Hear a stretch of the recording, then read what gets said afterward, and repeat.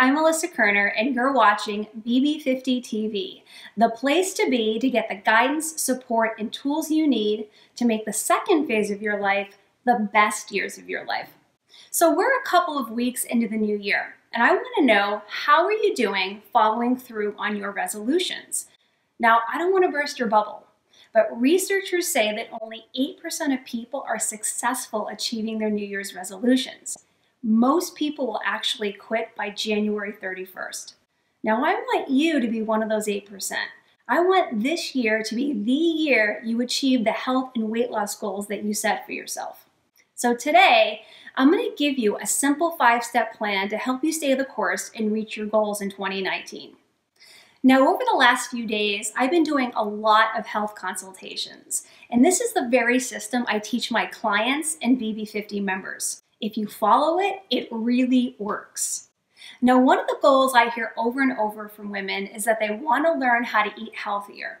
In fact, Inc. magazine just released a study that showed eating healthier is the #1 resolution in 2019, and losing weight is number 3.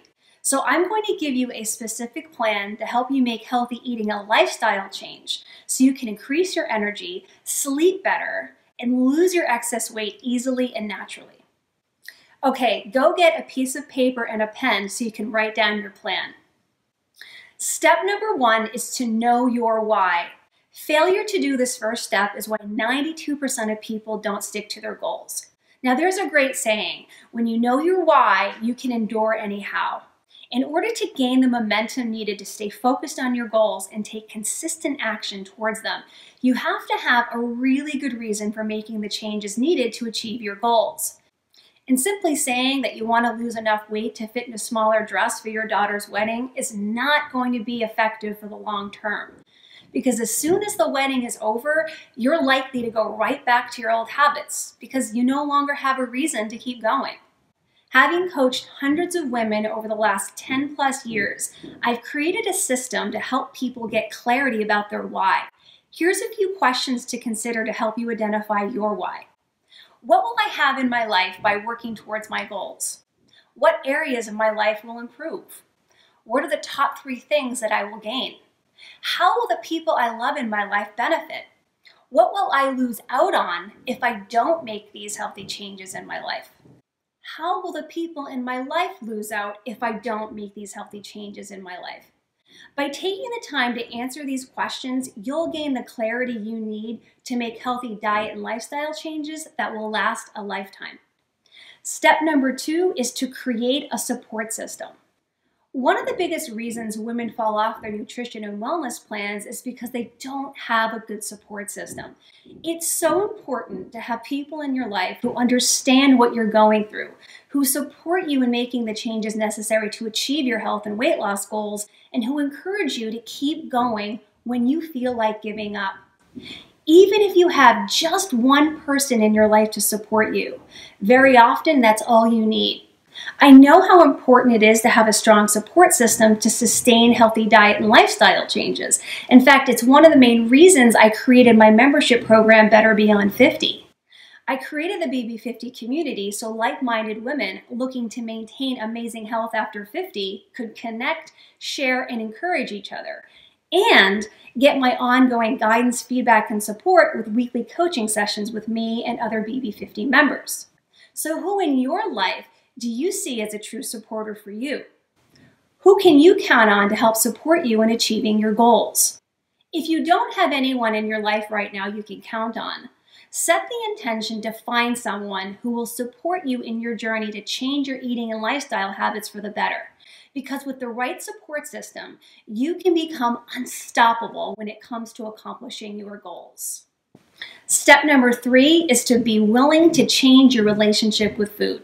Now, most people make the mistake of thinking that eating healthy is just about following a meal plan, but it's not. Your success sustaining healthy eating habits all comes down to your mindset, more specifically, how you talk to yourself about food. Just a few days ago, I did a consult with a new client whom I'll call Sally. And Sally told me that her biggest struggle maintaining clean eating habits is that she feels deprived because she's giving up all the foods she loves to eat and she feels like she can't always eat what she wants. But I explained to her that these are just self-sabotaging stories she's telling herself that are keeping her on that hamster wheel of on again, off again dieting. Now, here's what I mean. First of all, we always want what we think we can't or shouldn't have. And telling yourself you can't or shouldn't eat certain foods only leads to wanting them more. You're also lying to yourself when you say you can't eat something, because the truth is you can eat whatever you want. So instead of saying, I can't eat that, say, I can eat whatever I want, but I choose not to. It's a choice, not a can't. Secondly, eating clean is not about giving up what you think you're giving up. Now, the phrase giving up implies that you're depriving yourself or you're making a sacrifice for something that gives you pleasure. Now, when you say you're giving up sugar and sweets, you're implying that you're giving up something that makes you feel good. Because let's face it, it gives your taste buds immediate pleasure. But the reality is what you're really giving up is sickness and disease, which are the long-term effects of eating these foods. And this is actually a form of pain. And let's not forget what you're actually gaining, like having more energy, good digestion, better sleep, a healthy weight, and long-lasting health, which are all forms of pleasure. So what's really going on in this case is that your pleasure-pain associations are off. In other words, you're linking pleasure to eating sugar and sweets and pain to giving them up. When the reality is these foods cause you pain. And when you remove them from your diet, you experience physical, mental, and emotional gains, which is a form of pleasure. Now, if you don't change these false pleasure-pain associations you have with food, you'll never be successful maintaining healthy eating habits because you will have falsely convinced yourself that you're giving up foods that make you feel good and give you pleasure.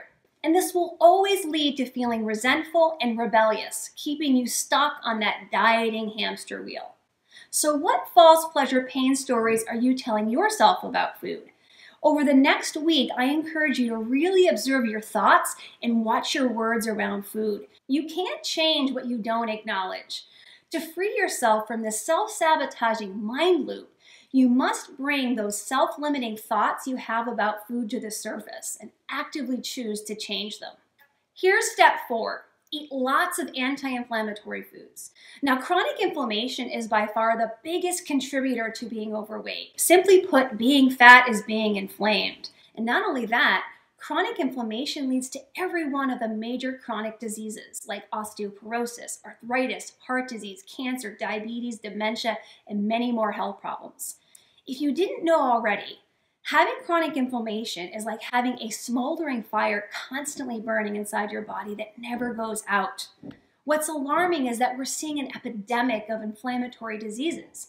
And not only are most women unaware that chronic inflammation is the root cause of their weight gain and their chronic health problems, but they don't realize that the very foods they're eating every day are in fact fueling this inflammation, making them chronically sick, fat, and tired.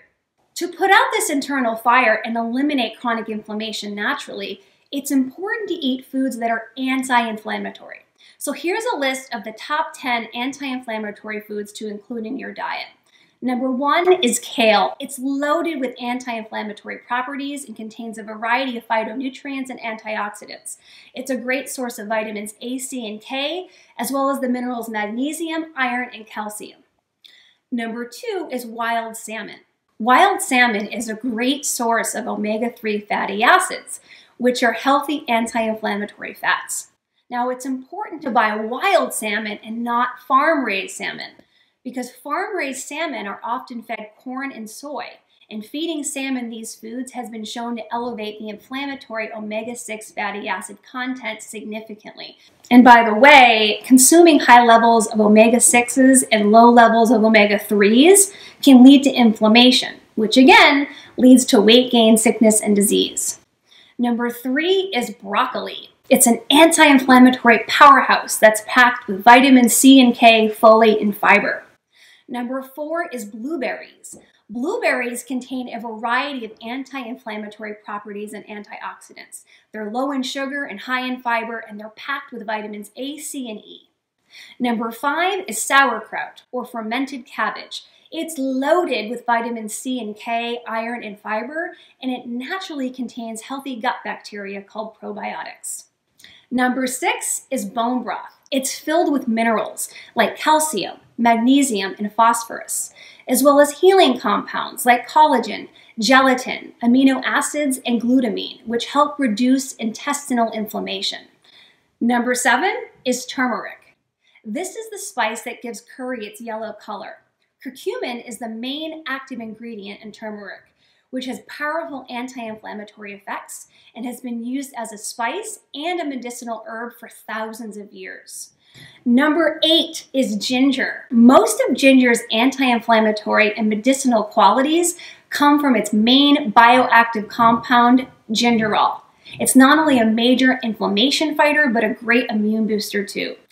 Number 9 is garlic.